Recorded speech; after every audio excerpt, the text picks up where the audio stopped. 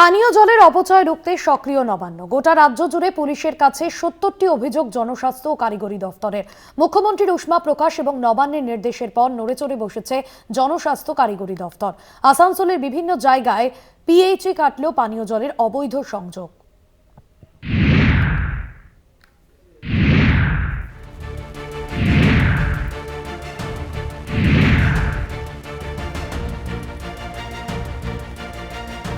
রাজ্যে গ্রামীণ এলাকায় প্রায় ১,৭৫,০০,০০০ বাড়িতে জলের সংযোগ পৌঁছানোর কথা। পরিসংখ্যান বলছে এখনো পর্যন্ত মেরে কেটে জল সংযোগ পেয়েছে ৯৩,৫০,০০০ পরিবার। ২০২৪ সালের মধ্যে জল জীবন মিশনের এই কাজ শেষ হওয়ার কথা থাকলেও তা যে সম্ভব নয়, বছর শেষে তা বেশ স্পষ্ট। সম্প্রতি মুখ্যমন্ত্রী মমতা বন্দ্যোপাধ্যায় অভিযোগ করেন, জলের নল কেটে সেই জল ব্যবহার করা হচ্ছে অন্য জায়গায়। জল চোরদের বিরুদ্ধে কড়া ব্যবস্থা নেওয়ার কথা জানিয়েছেন খোদ মুখ্যমন্ত্রী।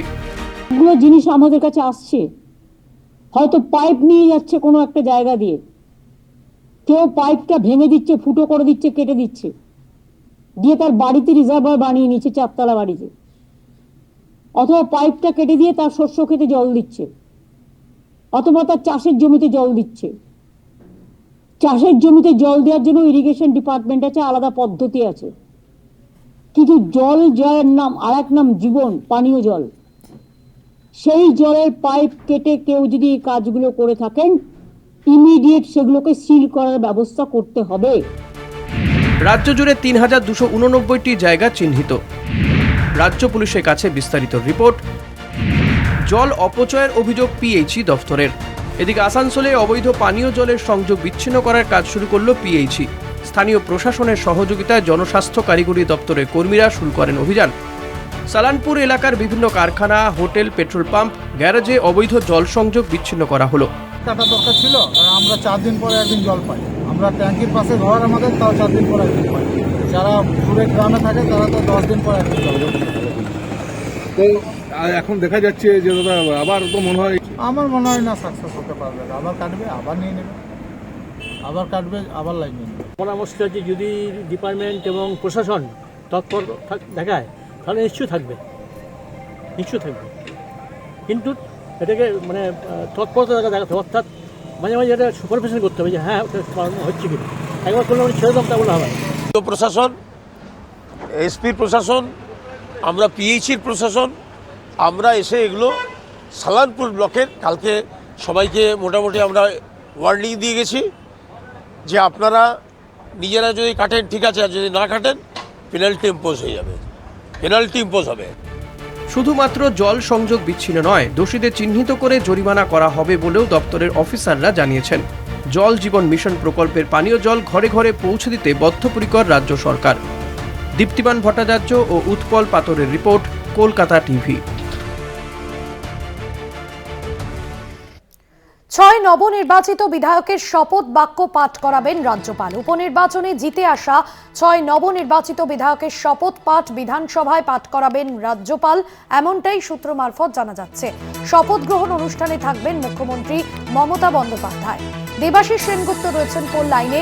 দেবাশিস, সেক্ষেত্রে বিধানসভায় গিয়ে রাজ্যপাল তিনি নিজে শপথ গ্রহণ করাবেন এই ৬ নবনির্বাচিত বিধায়কের। রাজ্যপালের সম্পর্কে দূরত্ব কি কমলো? কবে রয়েছে এই শপথ গ্রহণ অনুষ্ঠান? দেখো, এখনো পর্যন্ত যা জানা যাচ্ছে, রাজভবন সূত্রে খবর, রাজ্যের যে সম্প্রতি উপনির্বাচন হয়েছে সেই উপনির্বাচনে 6টি জায়গায় উপনির্বাচন হয়েছে এবং তারপরে কিন্তু রাজ্য সরকারের পক্ষ থেকে রাজভবনকে প্রথাগতভাবে চিঠি দেওয়া হয়েছিল। কেন এর আগে আমরা দেখেছি যে উপনির্বাচনের আগে যারা জয়লাভ করে তাদের শপথ গ্রহণ নিয়ে রাজভবন এবং রাজ্যের মধ্যে টানাপোড়েন ছিল। সেই জায়গায় দাঁড়িয়ে রাজভবন সূত্রে খবর পাওয়া যাচ্ছে যে আগামী সোমবার এই 6 জন নবনির্বাচিত তাদের শপথ বাক্য পাঠ করাবেন বিধানসভায় এসে রাজ্যপাল। এখনো পর্যন্ত এমনটাই কিন্তু জানা যাচ্ছে। এবং জানিয়ে রাখি যে ইতিমধ্যে যে 6 জন জয়ী হয়েছে উপনির্বাচনে, যেমন সিতাইয়ের সঙ্গীতা রায়, হারোয়ায় রফিকুল ইসলাম, নৈহাটিতে সনদ দে, মেদিনীপুরে সুজয় হাজরা, বাঁকুড়ায় ফাল্গুনী সিংহ রায় এবং মাদারিঘাটে জয়প্রকাশ টেপ্পো।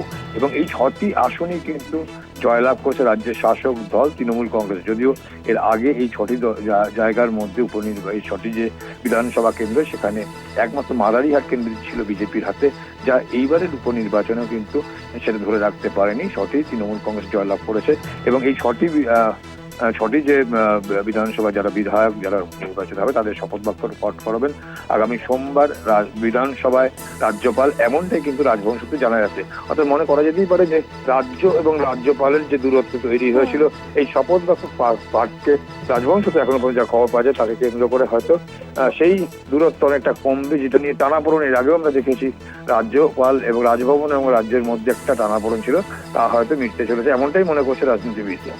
ধন্যবাদ জানাবো। দেবাশিস সেনগুপ্ত ছিলেন প্রতিনিধি ফোন লাইনে।